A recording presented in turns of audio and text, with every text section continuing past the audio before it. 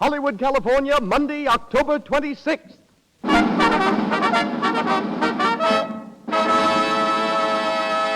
The Lux Radio Theater presents Robert Taylor and Olivia De Havilland in Saturday's Children.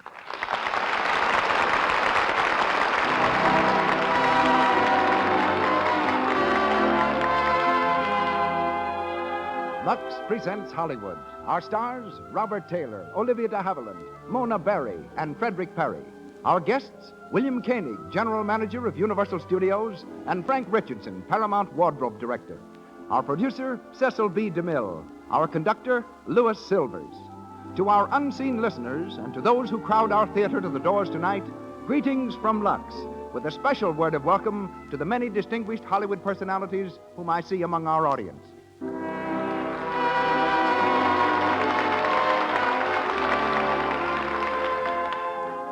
Here's a tip to every woman listening in.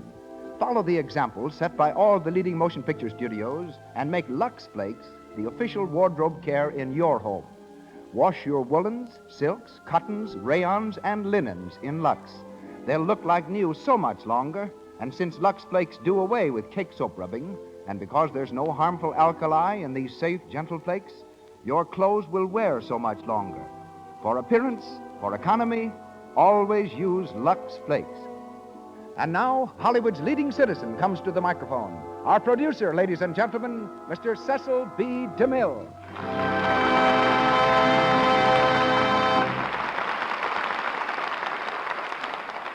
Greetings from Hollywood, ladies and gentlemen. Every few years, a new personality comes to the screen, defying all its traditions of long, arduous apprenticeship, breaking every law of averages, and skyrocketing overnight to stardom. Valentino and Gable did it. So did Hepburn and Harlow. While today's favorites, Robert Taylor and Olivia De Havilland, are tonight's stars.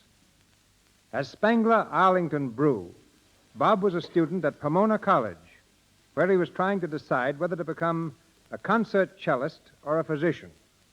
In the meantime, he accepted the lead in a college presentation of the famous wartime drama Journey's End. A Metro-Goldwyn-Mayer studio scout saw him and talked of a screen test. Not long after, Spangler's father died, and he went back home to Beatrice, Nebraska, planning to work in a gas station. It was at his mother's insistence that he went to Hollywood and reported to the studio. He walked out with a contract, a new name, and, more important, the confidence of Louis B. Mayer. That, briefly, is Robert Taylor's biography, the next chapter of which finds him opposite Greta Garbo in Camille. Olivia De Havilland is a Max Reinhardt discovery. Engaged as an understudy for Reinhardt's stage production of A Midsummer Night's Dream, she was selected by the famous impresario to play the role of Hermia in the screen version. This opportunity was all Olivia needed. As the heroine of Captain Blood, Anthony Adverse, and The Charge of the Light Brigade, she is now internationally known. For her debut in the Lux Radio Theater, she plays the part of Bobby Harrington. Robert Taylor is heard as Rims O'Neill. Mona Berry as Florrie, Fred Perry of the original cast as Mr. Harrington, and Maxwell Anderson provides the play Saturday's Children.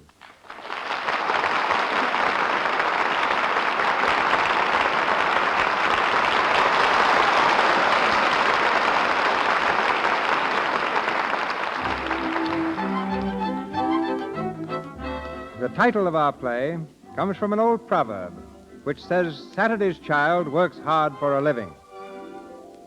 New York City, the offices of the Mengel Importing Company, Franz Mengel, president. In one of the outer rooms, a buzzer is sounding, and Bobby Harrington, Mengel's attractive young secretary, answers his call. Yes, Mr. Mengel? I've got a cable to send. Bring your notebook. Yes, sir. Sit down, Bobby. Just heard from Buenos Aires. They've got to have immediate word as to the man we're sending down and when he's leaving. It's a great opportunity, whoever gets it. That's just the trouble, my dear. I can't make up my mind between Keith, Warner, and O'Neill. You know all three men. Who's your choice? Oh, Rims O'Neill. Rims O'Neill. Strange name, strange fellow. Excellent man. Well, have him here in 15 minutes. You mean you're going to send him? On my recommendation? Well, why not? It was a toss-up. You settled it. Oh, Why, what's the matter, Bobby? well, nothing. I'm sure he's the best man, Mr. Mangle. But how long will he be in South America? 2 years, and if he makes good, perhaps indefinitely. Indefinitely. Yes. Now take this cable, will you, Bobby? Sending Rims O'Neill, assistant manager, Buenos Aires office. Wait a minute. Bobby, Yes? we'll all be working a little late tonight. I thought perhaps you'd let me drive you home. Well, I'd love to, but I've promised to meet someone. And spoiled my whole day. Lunch tomorrow? Splendid. Ah, that's better. You know, Bobby, you're really one of the... Oh, yes. Yes, of course, the cable. Very well. Unless you hear the contrary, O'Neill will leave New York August 24th. Regarding Santa's orders, be sure to give him your full...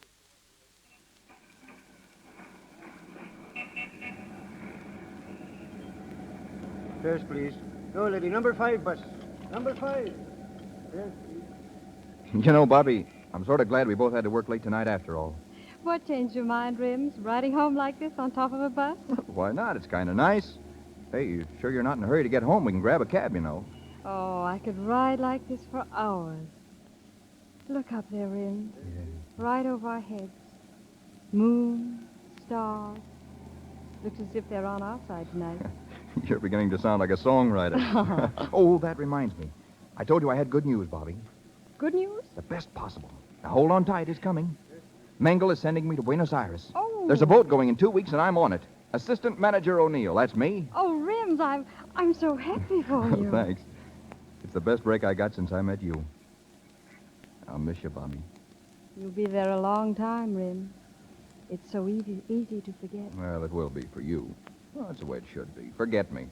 Nah, I'm talking too much. I guess it's the motion of the bus. Don't stop. Why should I forget you? Well, the best reason in the world. Mangle, the boss. Why not? He's worth plenty and not a bad guy. A little old, maybe. He asked me to marry him. Marry him? Mm-hmm. Well, when's it coming off? Never. Oh, now, wait a minute. You can do an awful lot with a bankroll like Mangle's. You better think it over. Haven't I, though? Look at me, Bobby. I won't be seeing you for a long time. Maybe never. It's like you always say, anything can happen. I don't know how to put it. I think I'm pretty quick on the trigger, and yet when it comes to... forget it. Say it, Rims. Please say it. Okay, here it is. It's 81st Street and our stop. Hang on, here's where we get off.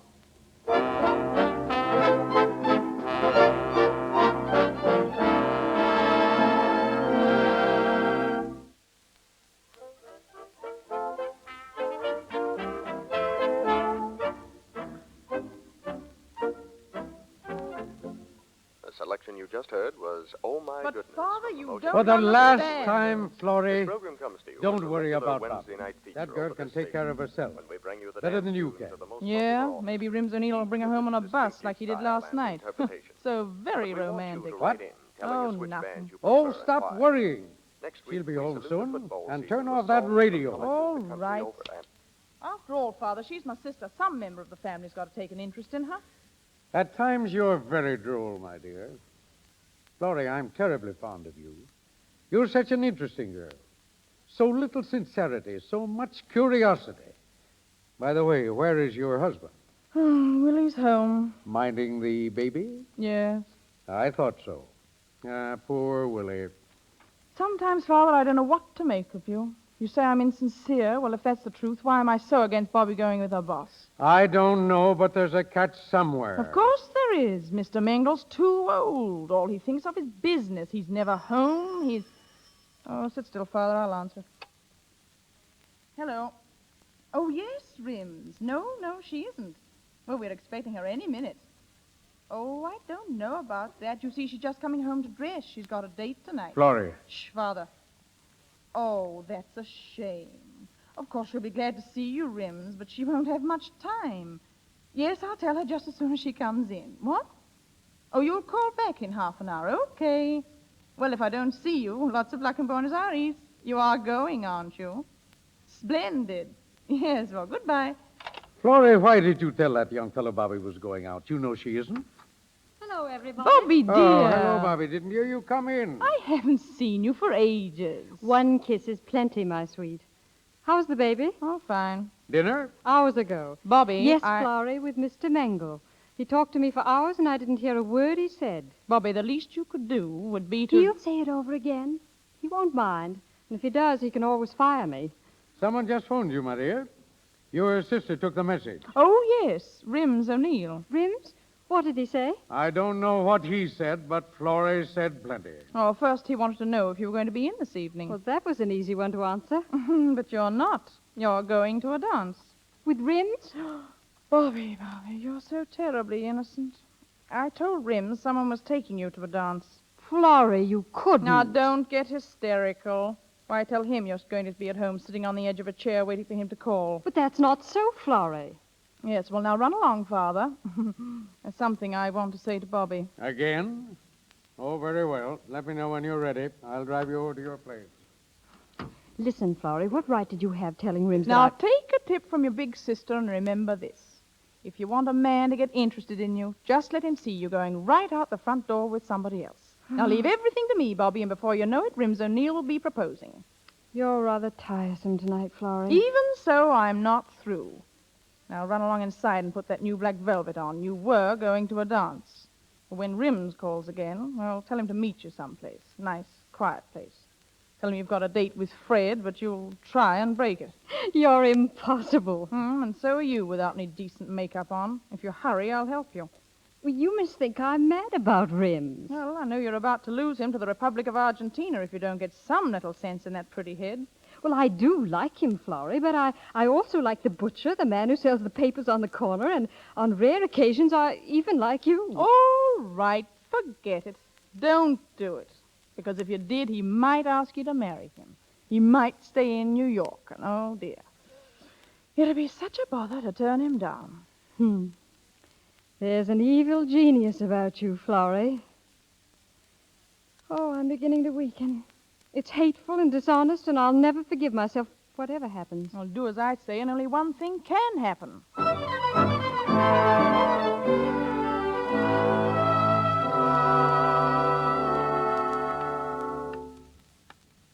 Hurry up, Bobby. You've been dressing for hours. All right, but you insisted on the black velvet.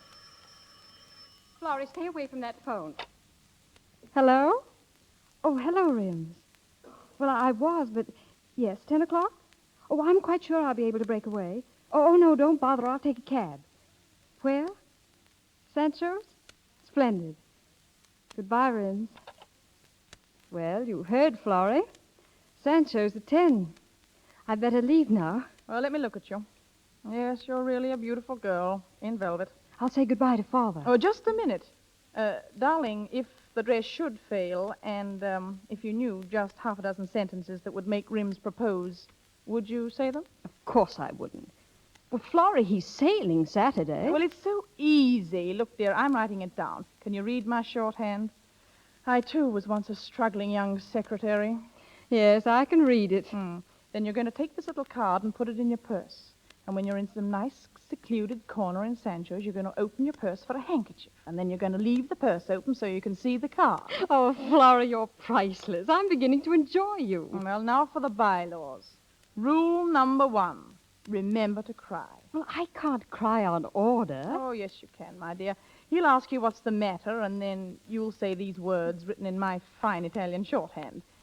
Oh, I'm so tired of everything, Rims, and I'm afraid I'm not very good company. And he'll say, oh, yes, you are, at which point his arms will go round you. Nothing to it, is there? You know, it gets easier all the time. You just turn your face away and say, Rims, dear, sometimes you're the only person in the world I can talk to, and sometimes I can't bear to talk to anyone else. I'll do nothing of the sort. Then you continue, Bobby, watch me while I write this, won't you? You say, Rims, don't you ever get tired of poor me, ever? And then he'll say, never. Very simple. Of course. You're such a darling, Rims, and it's going to be so awfully hard. What is? That's just what he'll say. What is? And you'll reply, well, marrying somebody else. Now, that'll shock him for a few seconds. Bobby, are you getting married? Oh, Rims, a girl has to get married sometimes, you know, while she's got a chance.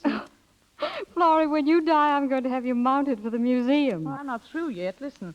Rims will ask you how many proposals you get in a week. Or some variation on the theme. Yes, and your response is, I've had 2 proposals every other week for 2 weeks or something, and he'll look at you soulfully and whisper, now, kid, you don't mean you're set to marry somebody, and you'll say... Oh, no, I won't. Oh, yes, you will.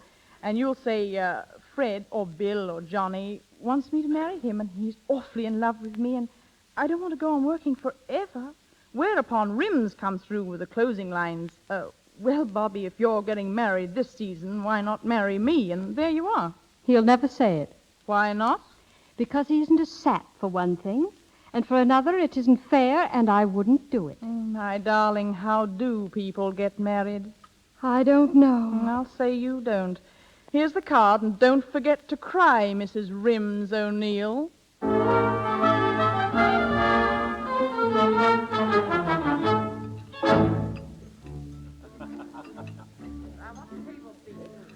This way, senor. Will this table be all right? Sure, Sancho. Swell. May I take the lady's cape? Thank you. Bobby. Hey, you're a dream in that dress. Here, stand still. Let me look at you. You like it? Do I? Why haven't I seen you in that before? Well, I just made it. You made it. Hey, I wish you'd make my clothes for me for a while. I'd have them falling for me from the 3rd-story windows. Oh, any old clothes will do in Buenos Aires. They say they fall very easily down there. Yeah. They say it's the climate. I'll bet the climate can't raise them any sweeter than you are, because they don't come any sweeter.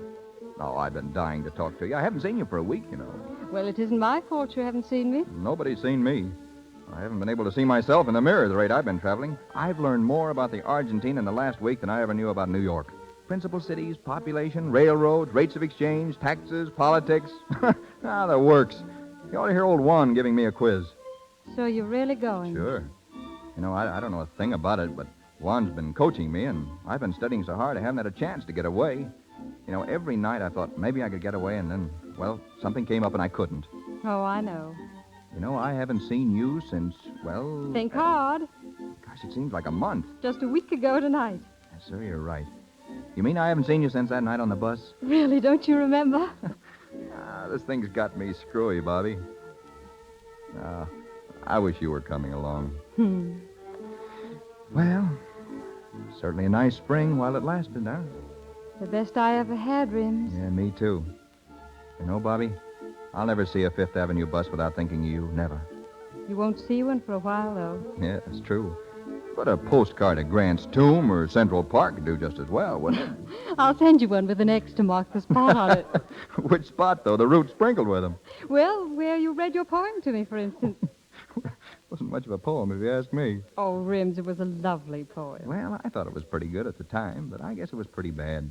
I don't think I'll try poetry again for a while. Not till you fall in love again, I suppose. Well, no, I guess not. Well, anyway, it's the only poem anybody ever wrote for me. When Bobby comes to the office, the boss takes off his frown. She wears a coat of powder blue and a powder blue gown. She sits upon her office chair. You always make me think it's good the way you say it. Oh, you've been swell, Bobby. To break a date for me like this, why? But you'll be leaving so soon, Rims. Yeah, that's why I had to see you, to talk with you. About what? Do you think it's a good thing, me going to South America? Well, it's a wonderful opportunity. Yeah, what I mean is, don't you think it's a good thing for a young fellow to see the world a little when he gets a chance so he can kind of make up his mind what he wants to do? Well, of course. Yeah, well, that's why I'm going, really. I'm not so sure it's any great shakes of an opening, but I've never been much of anywhere, and it's a chance well, it's a kind of an adventure, don't you see? Yes, I see. Yeah. Well, that's why I'm going. Yes. And Bobby, Yes. you've been wonderful to me. We did have a nice spring together, didn't we? Yeah. You've been marvelous. Well, it's summer now. Bobby, could I kiss you just once? Oh, well, if you wish. Perhaps we better run along. Where's my purse? Oh, well, here it is. But it's so early, Bobby. Well, What? Bobby, you're crying. Oh, Rims, I'm so tired of everything, Rims. I'm afraid I'm not very good company. Oh, yes, you are, Bobby. Oh, Rims, dear. Yeah? Rims, sometimes you're the only person in the world I can talk to. Sometimes I can't bear to be with anybody else. Oh, gee, Bobby. Oh, you're such a darling. Well, I wouldn't say that. Oh, but you are. And it's going to be so awfully hard. What is? Marrying somebody else. You getting married? Well, oh, Rims, a girl has to get married sometime, while she's still got a chance. Yeah, I suppose you get chances, all right. Yes. Lots of them, I suppose, huh? Well, I've had 2 every other week for 2 weeks. Say, look here. You don't mean you're making up your mind to marry somebody in particular? Mengel? Oh, no, Rims. Fred wants me to marry him. He's awfully in love with me, and I don't want to go on working forever. Oh, I see. I didn't know you felt that way about it.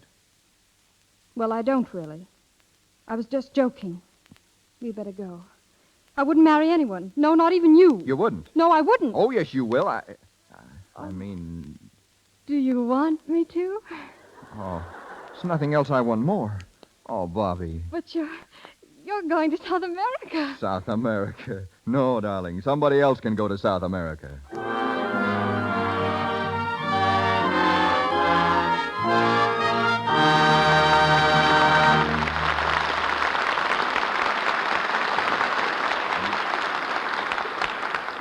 In a minute, we'll go on with the story of Saturday's Children. But first, let's look in on a bridge party in Pasadena given for Helen's birthday. A big cake with candles is being brought in. Jane and Alida are watching from the doorway. Say, Alida, do you suppose those candles are meant to fool us? Helen's 36 or she's a day. Meow. She's only 29. Oh, she must be older. No, she's not. What made you think she was? Well, her face doesn't look so old, but I always judge by hands. And Helen's hands look as if she's at least 35. Well, they're dishpan hands. It's a shame Helen doesn't use Lux. It would keep her hands soft and young-looking. Well, let's both tell her to switch to Lux. Don't let anybody you know get old-looking hands from washing dishes. They needn't if they use Lux for dishes. Tell them it's a regular beauty treatment right in the dishpan. Soaps containing harmful alkali leave hands rough, red, and work-worn. Lux has no harmful alkali to dry out the natural oils of the skin. It leaves hands soft and smooth and well-groomed. And it's a very inexpensive beauty secret.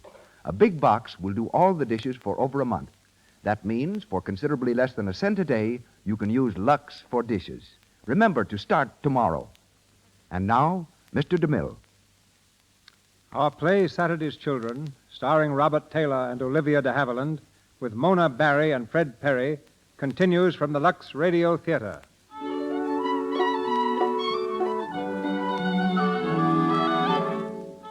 4 months have passed since Bobby put Flowry's scheme to its test, made Rims forget all thoughts of South America, and led the willing groom to the altar. We find the couple in their little apartment in mid-Manhattan. Supper is over, and while Bobby washes the dishes, Rims searches for a cigarette. Hey, Bobby, see my cigarettes around? Poor Rims. You are helpless, darling.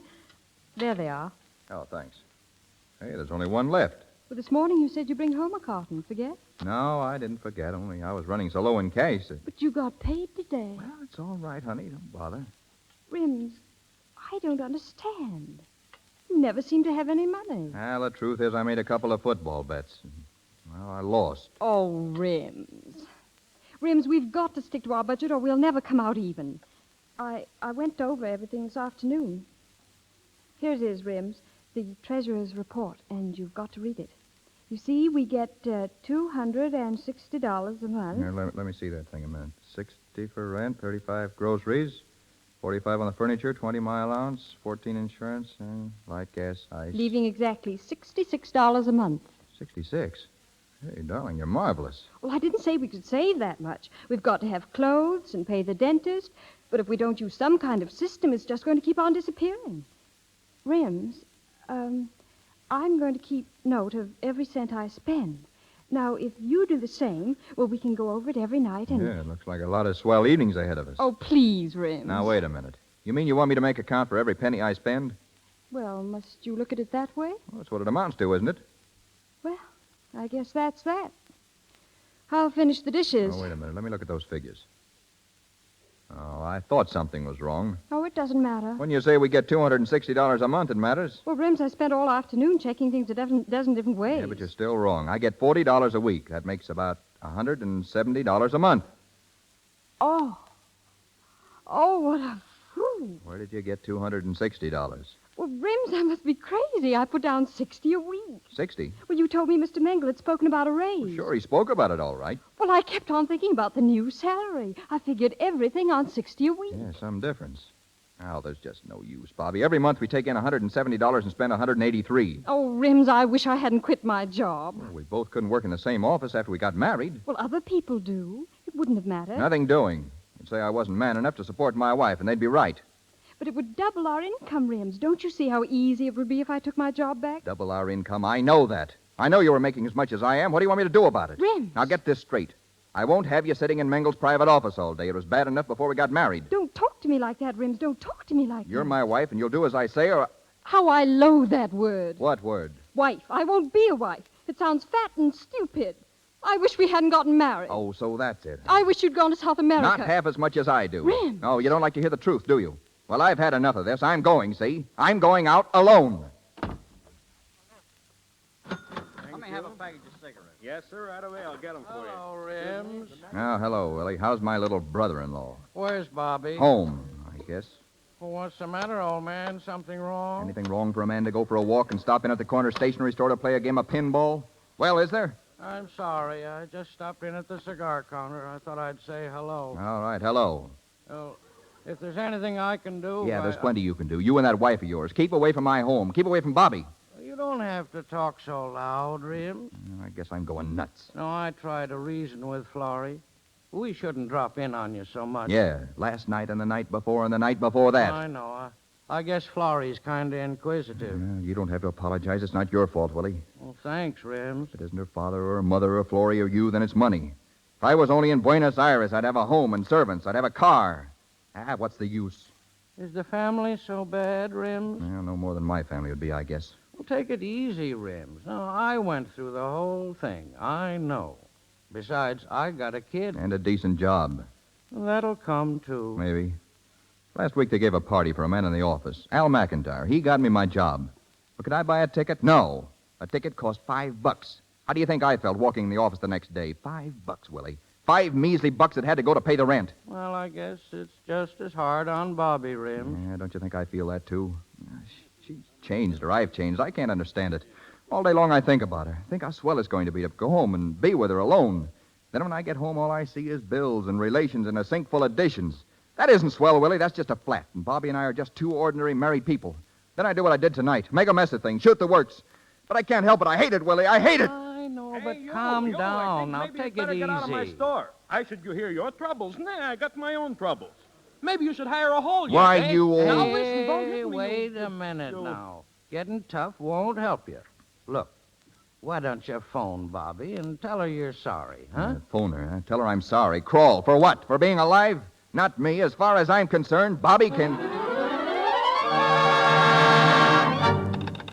Hello. The line must be out of order. Oh, it couldn't be busy for 40 minutes. It's my house. I'm trying to get my wife. Don't you understand? How could it be busy? All right, never mind. Forget it. I said forget it.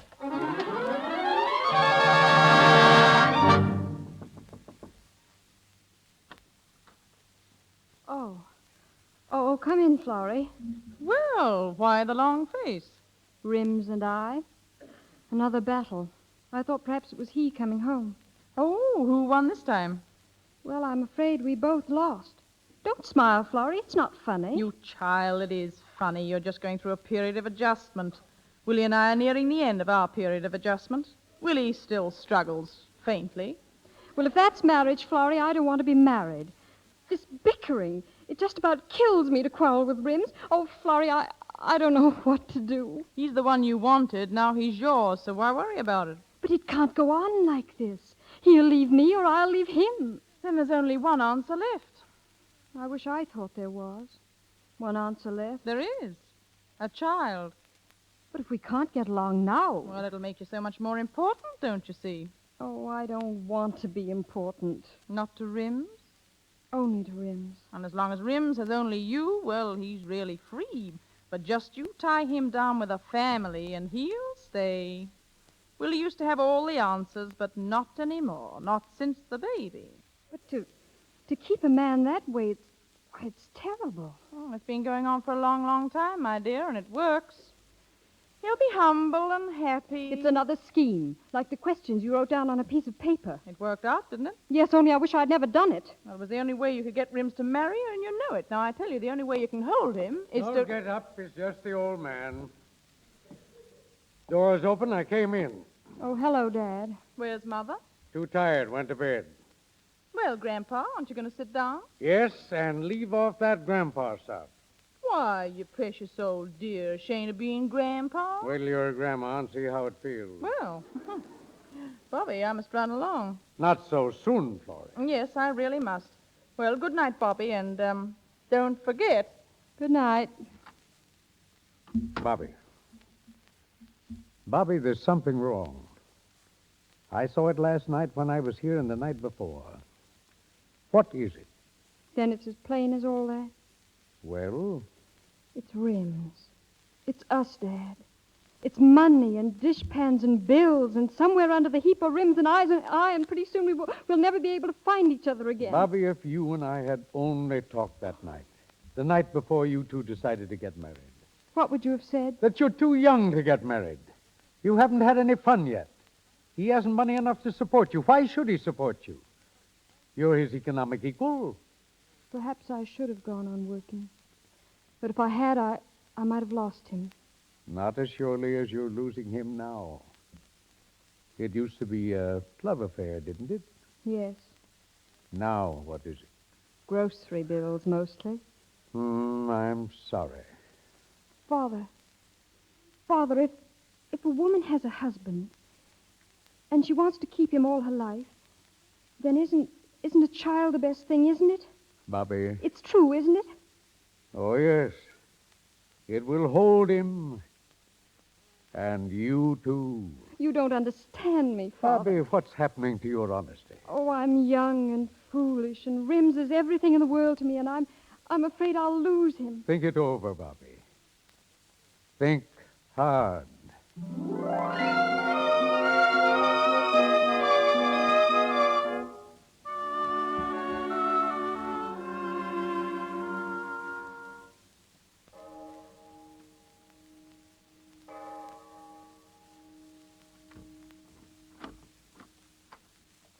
Bobby, Hello, Rims. you should have gone to bed. It's pretty late. I've had a chance to do a lot of thinking, Rims. Here alone in the dark. Bobby, please, I tried to get you on the telephone to say how rotten I felt about what had happened. They said the line was busy. I guess that's pretty hard to believe, isn't it? The line was busy, Rims. I was speaking with Mr. Mengel. Mengel? Yes, he offered me my old job back. Yeah, well, no wife of mine is going to work. I know you said that before. But I've been thinking about what he told me and what Florrie told me. Oh, so she was here again. Well, I'm glad I kept walking. And what Dad told me. Bobby, hadn't we better turn in? Tomorrow, maybe... It's got to be now, Rims. Yeah, okay. I'm being honest with you, Rims. More honest than I've been since we were married. I tricked you once. I almost tricked you a second time. Tricked me? Yes, I tricked you into marrying me. Think back, Rims. It's all so obvious. And I almost tricked you into being with me forever, whether you wanted to or not. Thank heaven that is not my conscience, too. Now, listen, Bobby. I don't know just what you're talking about, but I do know this. I've been thinking tonight, too. A man gives up a lot when he gets married. As long as he's single, he owns the earth. But when he's married, his time's not his own. His money's not his own. He's got to keep on working, whether he wants to or not. And there's the devil to pay if he spends an extra dime. Whenever I got tired of my job, I used to quit. If I didn't like one town, I tried another. Now I can't. Why not? Because I got a wife and a family. Am I a family? I won't be a wife. I won't be a family. It's me, Rims, me. All right, be yourself. Yes, you gave up a lot, and I gave up a lot to cook your meals, keep this house, and wash your dishes. And every time I get $1 for myself, I have to ask for it. It's degrading. It's your home. It's not mine. It's all yours. You earn the money, so it's all yours. That's right. Rub it in. I don't earn enough. Well, you don't. And I know what I can do. Well, you won't work for Mengel. I won't have it. I gave up a lot to keep this place going, and it's going to be the way I want it from now on. That's all I wanted to hear, Rims. I'm going. Bobby. Take care of it. It's all yours. and the dishes are still not washed. The hot water's in the right-hand tap. I'm running along, Rims, and I'm not coming back. All right, but if you work for Mengel, I quit. I don't care where you go, Rims. It's a free country. Goodbye. Bobby, don't go. Bobby.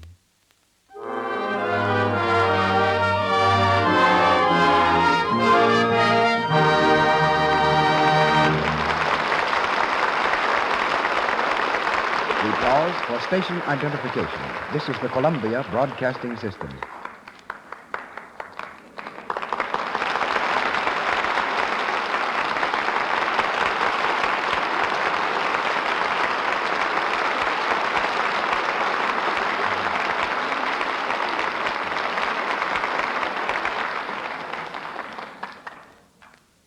Saturday's Children, starring Robert Taylor and Olivia De Havilland, continues shortly. The population of Hollywood is only 165,000. Yet there is more clothing here than any place, except the garment center of New York. The reason is that every studio must keep a tremendous wardrobe on hand. Dressmakers, tailors, jewelers, beaders, leatherworkers, and shoemakers are constantly filling new studio orders. The results of their labors reveal the history of the world in dress. Tonight, we hear from the wardrobe director of Paramount Studio, who orders 10,000 costumes a year and knows where he can put his hand on every one of them. Ladies and gentlemen, Mr. Frank Richardson. Thank you, Mr. DeMille. It's easy to understand how costumes accumulate in the thousands. A star never wears the same dress in two pictures, while when a DeMille film is finished, we usually have to build an annex. You should be used to me by this time, Frank. We've worked together for nearly 20 years. And I think the first job you gave me was the toughest. That called for a silver-plated suit of armor in a day when there were no armors in this part of the country. Geraldine Farrar wore it and Joan the woman. It cost $2,500, and we have it yet. Still, you weren't upset when I asked for 5,000 suits of armor for the Crusades. That's because you gave me the chief armor of the Metropolitan Museum of Art to help me construct them.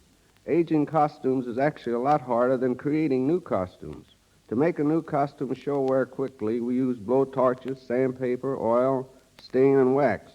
Of course, the greater part of our wardrobe, and this will interest the ladies, is made up of beautiful costumes fashioned from the daintiest and most gorgeous fabrics. That, Mr. DeMille, is where Lux comes in. We found the surest way to safeguard these costumes is by using Lux flakes.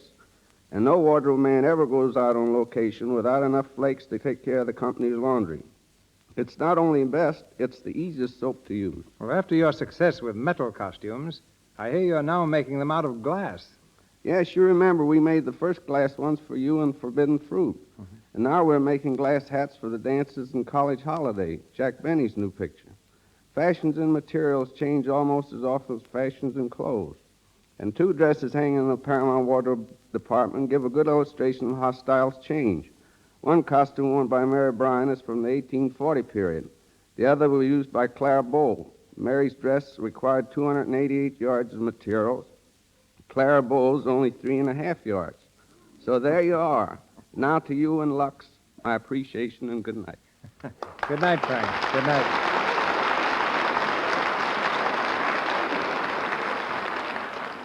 Robert Taylor as Rims O'Neill and Olivia De Havilland as Bobby Harrington continue now in the Lux Radio Theater presentation of Saturday's Children.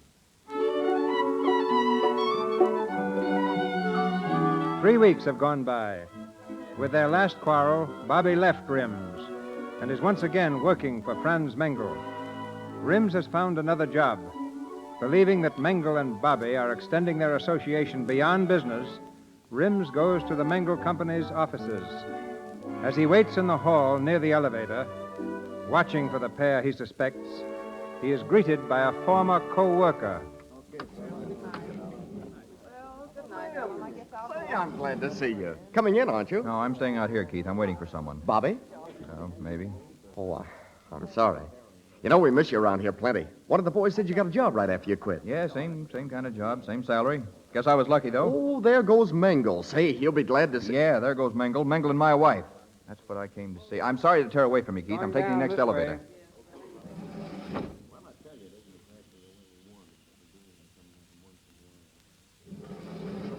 Get your paper. Johnny, give me a paper, will you? Hello, Mr. O'Neill. Sure. Like old times having you for my customer again. Johnny, did you see Mr. Mengel come out of the building? Yeah, sure. There's his car over there, just pulling it out. I guess you just missed it. Thanks, Johnny. No, I haven't missed him. Hey, taxi. Cab, sir? Yeah, that gray sedan with the chauffeur. Follow it. Yes, sir.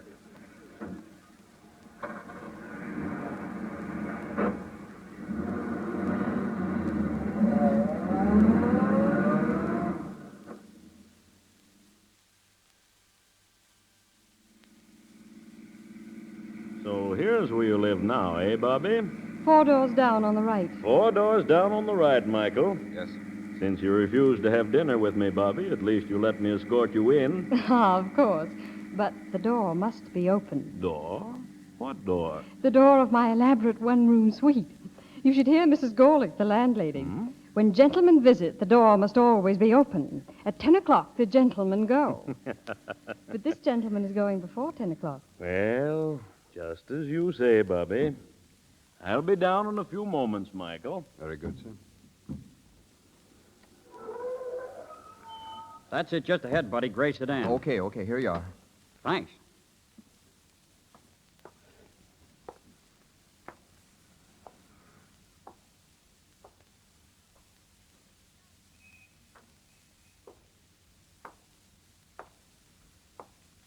Well, Rims. Picketing the boarding house? Oh, hello, Mr. Harrington. Bobby didn't tell me she'd been in touch with you. Are you coming up? No, I haven't been near Bobby for 3 weeks. I just followed her here. That's Mengel's car over there. He's upstairs. Rims, when are you going to learn that Mengel means nothing to Bobby? Nothing more than a good friend. No, I've seen what I came to see, Mr. Harrington. Guess I'll be going. If you just wait a second more, you'll see that car drive away. What do you mean? I mean that Mengel brought my daughter home and is leaving. There he goes now. Rims, did you ever think you may be underestimating Bobby? You think I am? Well, maybe I'm underestimating you. I suppose you figured I was enjoying myself. My wife's left me. Now's my chance to step out. Well, why not? She does. That's funny. Yeah, very funny. Because if there was one thing in the world she wanted, it was you. I know. Listen, Mr. Harrington, I called her up. She said she can't see me. Then I tried to forget her, but it wasn't any use. I don't want anything else in the world except Bobby, and she's gone. She doesn't need me. She's having a good time. Yes? Yeah, last night I hung around the office, same as tonight. I had to see her. And what happens? She comes out with Mengel. They went to dinner. I saw them, then came back here, chauffeur and all. He went away pretty soon. I don't know what's the matter with me. I used to have a little sense about girls, I mean. Now I act like a stupid dummy. You don't know what it's like. Oh, don't I, though? You're lucky, Rims. You don't know how lucky you young fellows are. When a man's young, he makes love. When he's middle-aged, he makes money, or tries to. And when he's old, well, he makes his soul. I never could make anyone to speak of, and I know it's about time I made my soul, but I'd rather be young and make love to a girl who was in love with me. There's nothing like it. Well, if she were in love with him, she wouldn't have gone away. You went away too, Rims. Maybe she left you because she was in love with you. Maybe. Where are you going? Oh, I don't know. I'll be back, I guess. I thought I had this thing all figured out. I'll have to begin all over again. I'm going up to see Bobby now. Join me a little later. I want to speak to her first. She was too proud to see me, Mr. Harrington. You speak of pride. Rims. Rims. Good night. Ah, you poor fool.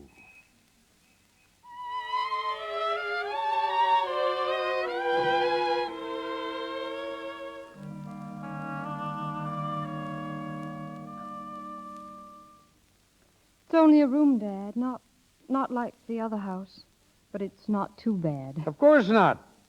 I lived in a lot of these places before I was married, and they haven't changed the carpet on the stairs of any one of them. Well, it's a good place to be alone in. That's what I wanted. Well, almost 10 o'clock. Well, Bobby, your old room at home is waiting for you anytime you're ready. Oh, I can't go back, Dad. I'll be right where I started, all over again. At least you could close your door there. The landlady insists I keep this open. She still doubts I'm your father. Yes, upstairs, where the door's open. Thank you. Dad, did you hear? Rims. It sounded like Rims. Hello, Bobby. Hello, Rims. Well, my boy, I'd like you to meet a nice girl. My daughter, Mr. O'Neill, a working girl. But she has class. Well, now, if you'll excuse me, Dad. Good night. Good night, Father. I guess you wondered how I found you. No. He didn't tell me. I followed you here, you and Mingle. Oh. Is that why you're here now? No. Then what is it? Oh, I don't know, Bobby. I guess it doesn't matter. That's just what does matter. Yeah? You might at least sit down. Thanks. I hear you have a new job. Yes. How's it going? Okay. Jobs are all pretty much alike. Yeah, sure they are. What business is it? Automatic mooring winches. Oh, yes. Are many of them used? What? These, Automatic... Oh, yes, sure, you'd be surprised. Same salary. Really? Yeah. Oh, that's wonderful. I have to apologize for this place. It's not very... Well, you're in it, aren't you? Thanks, Rims. Bobby. Yes? I came here all set to say something, but I can't seem to find the words. What is it, Rims? Well, I came to ask you if you hadn't had enough of all this, and maybe you'd come back home now. No, Rims. What are you going to do? I don't know. Only I'm on my own now, and I'm going to use my own judgment. Such as it is. Exactly. You use yours, such as it is, and you haven't any guardian. Well, I'm sorry. You don't care about me anymore. Yes, I do. You still won't try again. No, Rims. What we wanted was a love affair, wasn't it? Just to be together and let the rest go hang. What we got was a house and bills and arguments. You know what I think a love affair is? It's when the whole world is trying to keep two people apart and they insist on being together. That about lets me out, doesn't it? Does it? For the 20th time, miss, gentlemen callers mean open doors, and I mean business. Another thing, it's 2 minutes after 10, and I've got to lock the front door. I forgot to tell you, Rims. Thank you, Mrs. Gorlick. Mr. O'Neill was just going. Yes, I know. The gentlemen are always just the door. Well, I guess that's that. Good night. When do I see you? Whenever you like. And how do I see you? By appointment? Well, I'm not very busy. If we never had been married and I was just a girl you wanted to see sometime, how would you manage it? Well, I could call you up tomorrow and take you for a bus ride, I suppose, and then dinner at Child's. That'd be pretty nice, wouldn't it? I'd like it. Why don't you? Well, I don't want to go bus riding. Oh, Bobby, won't you come back? We could... You never really wanted to get married, did you?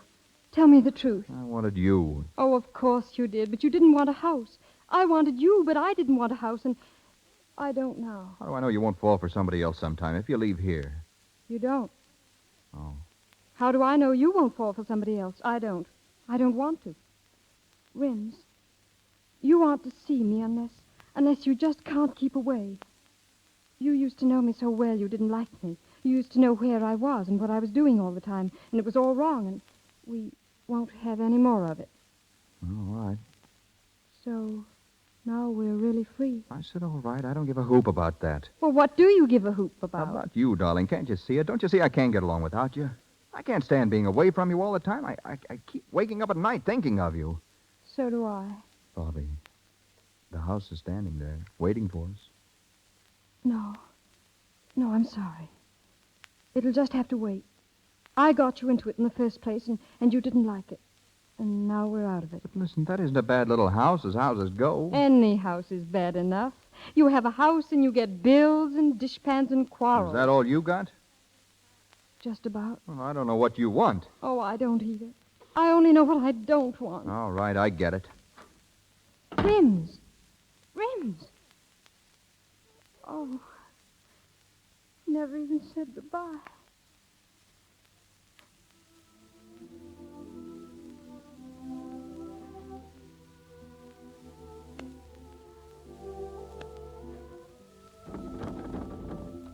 Oh. Rims, come in off that fire escape. Okay. You know, I was just thinking, it's pretty early, and if you wanted to, we could take a bus ride. We used to take bus rides a long time ago. I'd love to, Rims. Bobby, What's going to happen to us?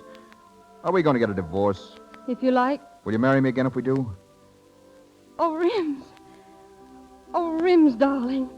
Would you try it all over again? With you, Bobby? Sure. We don't want a house, Rims. We don't want anything, only ourselves. That's about all we have left, Bobby. Only ourselves. Oh, Bobby, darling. There's one thing more that may be left if we hurry. What more could there be? A seat on top of a bus for two.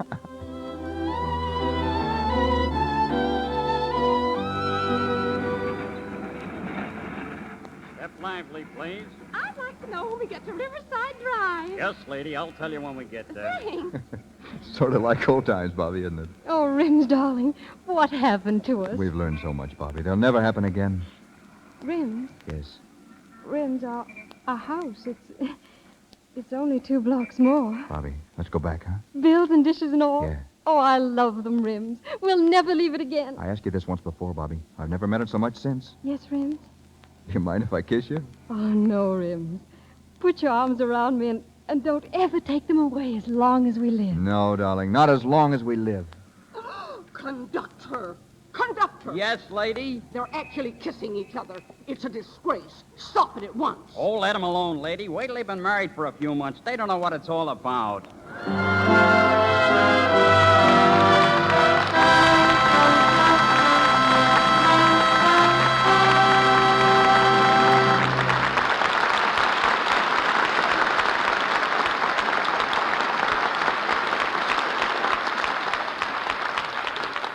We say good night to Saturday's children, but Robert Taylor and Olivia De Havilland will be back in a moment to say good night to us. Writers, like painters, often live for their art, but have trouble making a living at it. Prior to 1913, motion pictures were all visual narrative, constructed by actors, cameramen, and directors. Stories and dramatic situations were alien to them, and writers wrote only for print or stage. Today, writers are among the highest paid of studio personnel. William Koenig is an expert on their wares. Beginning as an usher, he became a stage director, manager of leading theaters throughout the country, and for the last 15 years has been responsible for many policies vitally affecting the motion picture business. Today, he is general manager of Universal Pictures. Ladies and gentlemen, Mr. William Koenig.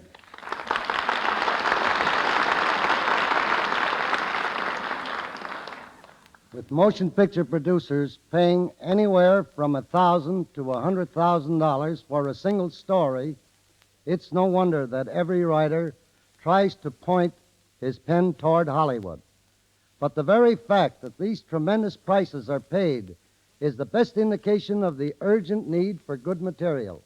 To find it, picture studios have story representatives in every major city throughout the world in addition to their Hollywood staffs. An interesting sidelight is that during the past 25 years, I know of only 2 suits for plagiarism the studios have had from established authors. Which is why more than 90% of all film material is bought from well-known writers. Once a story is purchased, it is assigned to a producer. He then turns it over to a studio writer for what is known as a treatment. Revisions are begun. Other writers called in, and the final scenario may be the work of from 3 to 10 writers. The author of a book or play seldom works on the screen version. An exception is Eric Hatch, who wrote the original story of My Man Godfrey. Mr. Hatch collaborated with Maury Riskin on the screenplay directed by Gregory La Cava. Many scenes in this film were rewritten after the picture was underway, giving it a freshness, sparkle characteristic of all La Cava pictures. Comedies take the longest time to prepare because they're good, prove very successful moneymakers. A screenwriter must put as much action into 70 minutes of film as you would see in a stage play lasting 2.5 hours. In radio, the time element is still more pressing, and the great job being done by Mr. DeMille and the Lux Radio Theater has won the respect of all Hollywood.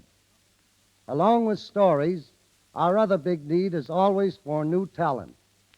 We're trying something new at Universal by going in for promising young players on a large scale. Of our 100 contract players, 75 have never been before the camera. One of them is Deanna Durbin, only 13 years old and already a sensational success on the air. She will be featured in our new film, Three Smart Girls, with Barbara Reed and Nan Gray, each only 17 years old.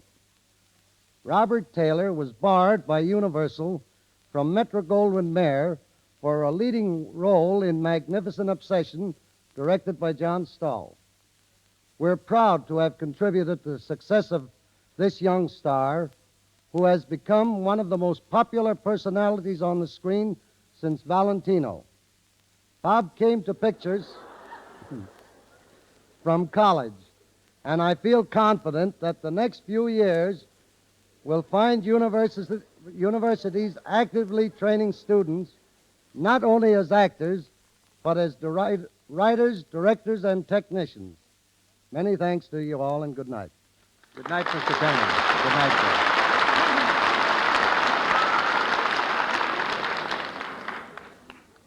Over 30,000 people paid admissions this summer when Robert Taylor made a personal appearance in the Cotton Bowl at Dallas, Texas. So our audience tonight must reach a staggering figure, with the admirers of Olivia De Havilland swelling the total. Once again, they step before the curtain. Bob Taylor, Olivia De Havilland.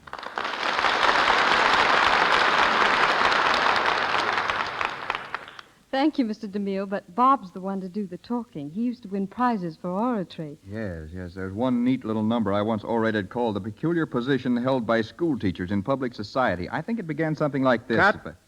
We'd much rather hear you play a cello. I guess you've never heard me play the cello. Well, no. The fact is I left my cello in my other suit. Well, then tell us how it feels to be a big romantic hero. What is this? Looks like a conspiracy to embarrass Taylor. No, not at all, Bob. Not at all. I hear you get more fan mail than anyone in Hollywood. You've had to hire 4 secretaries to handle it. Oh, please come now. I'm just a small-town boy. I know, from Philly. I'd call Philadelphia a big town. Besides, Bob's from Nebraska. Well, I was born in Philly with an F. Philly, like a little mare. Oh, yeah, one-horse town, huh? Yes. Well, we did things on the radio, though, and 2 other chaps and myself formed a trio, which we called the Harmony Boys. We sang songs for a company selling harvesting machines. Critics called us the curse of the kilocycles. But those broadcasts with the Harmony Boys gave me the confidence to appear on the top show of the air, the Lux Radio Theater. Well, after that tribute to Lux in Nebraska, you ought to say, "Oh, Yasumi Nasai." What's that mean? Well, it's one of the few things I learned as a very small girl in Tokyo. It means good night in Japanese. All right, then. Oyasumi Nasai, and many thanks. And good night in English.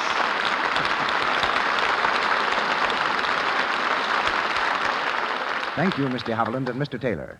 Ladies and gentlemen, this is your announcer, Melville Ruick. Mr. DeMille tells us of next week's program shortly. Our cast tonight included Mona Barry as Florrie, Frederick Perry as Mr. Harrington, Chester Clute as Willie, Leora Thatcher as Mrs. Gorlick, Lou Merrill as Mr. Mingle, Frank Nelson as Keith, and Ross Forrester, Robert Payton, and John Lake. Mr. Havilland appeared through courtesy of Warner Brothers, Mr. Taylor, Metro-Goldwyn-Mayer, Mr. DeMille and Mr. Richardson, Paramount, Mr. Koenig, Universal, and Mr. Silvers, 20th Century Fox, where he composed the musical arrangements for their new football film, Pigskin Parade. And now, Mr. DeMille.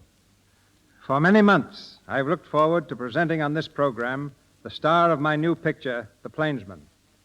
I'm happy to announce that next Monday night, the Lux Radio Theater brings you Gary Cooper in a radio dramatization of one of his greatest successes, The Virginian, adapted from Owen Wister's famous novel.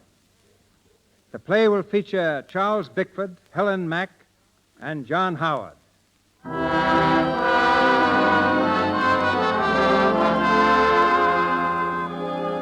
Our sponsors, the makers of Lux Flakes, join me in inviting you to be with us again next Monday night when the Lux Radio Theater presents The Virginian with Gary Cooper and an all-star cast. This is Cecil B. DeMille saying good night to you from Hollywood.